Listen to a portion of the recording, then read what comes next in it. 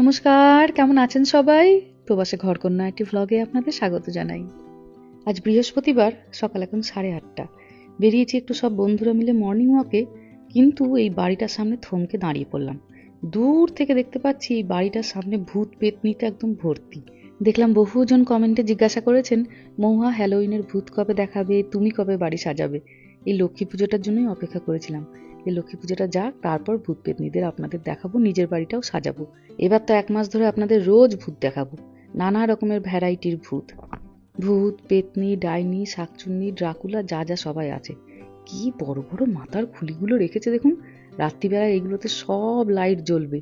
একদিন তো রাত্রিবেলাতে বেরাবোই এই হ্যালোউইনের ডেকোরেশন দেখতে, সেদিন আপনাদেরও সাথে নিয়ে যাব। আমার মা তো গত বছর এসে ভয়ে মরে যায় জানেন।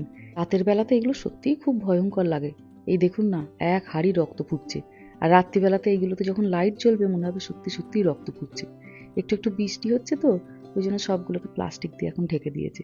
এদেশের মানুষের হ্যালোউইনের প্রতি এত ভালোবাসা, এই যে দেখছেন এত ডেকোরেশন, এদেরকে রাখার জন্য এনারা স্টোরেজ ভাড়া পর্যন্ত করে। ও মা গো, এই দেখুন ভূতেদের বিয়ে হচ্ছে, কিন্তু মেয়েটার কোলে ছেলেটা উঠে পড়েছে।